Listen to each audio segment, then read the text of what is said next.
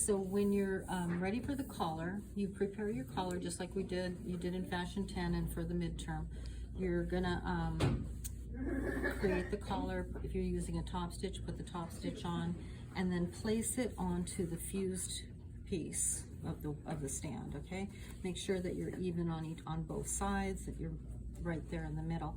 Then this other piece that has that I've pressed back, what I'm going to do now is I'm going to sew all the way into this curve, but not completely, because when we attach it to the neck, it'll give me just a little bit of insurance there, like we did in 10.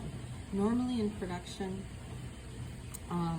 they're so precise, and a lot of times it's mechanical, that they don't do it this way. They create this piece complete, and that's the way I demoed it in the earlier video.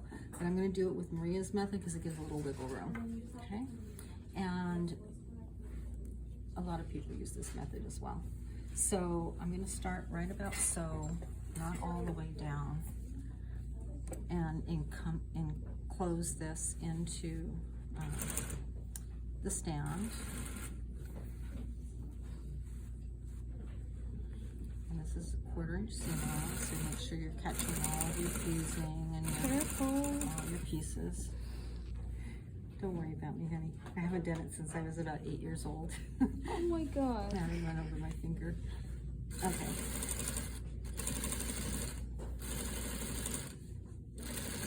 So you want to, little you. yeah, I still take a little bit as I go, but.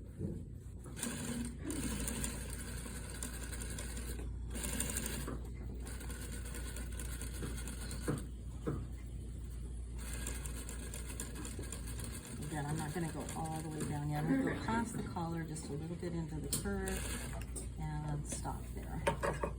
Okay, so now this is ready to apply. The part with the fusing without the turn back is the part that we're going to attach.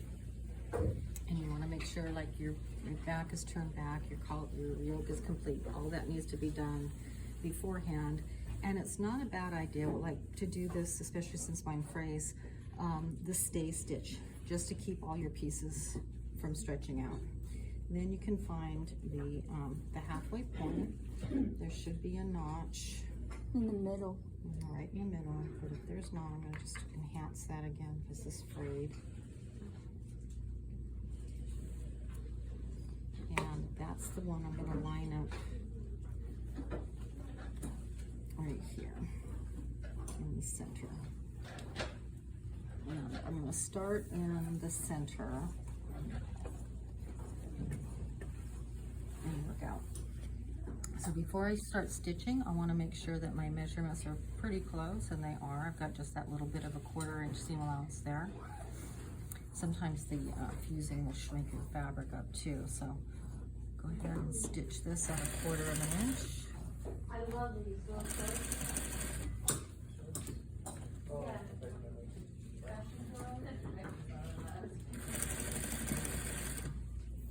And you see it's extended a 1/4 inch past the place where it ends. Okay. And then now I can take this part, and now they're equal. So I can sew this last little 1/4 inch on itself, flush with the edge.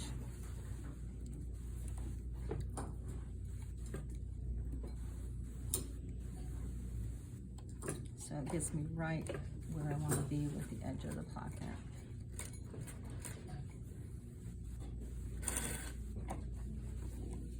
And I need to get that curve a little bit better. I think with the Fashion 10, you always do this with a straight piece, so the curve's a little trickier. And then just trim away anything that's stretched out on you. All right, and then you repeat that on the other side. And then what we'll do when all is said and done is we'll come back and edge stitch this just like we do with our cuffs right into place. If you want to stitch around the band when you're all done, you can do that. I'm going to just get it started so you can see You want to get everything clean right inside there. The seam allowance, this folds over. Keep this flat so you don't get puckers. You can pull on this a little bit, and then you stitch this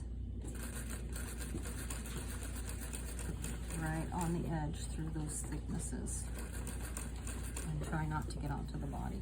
All right, so that will complete this lesson. When it comes time to finish the hem, you can do an overlock and a turn, but I would prefer it if you could do a clean finish. It's a higher quality if you can do it. All right, if your fabric is hard to work with, then do the overlock first.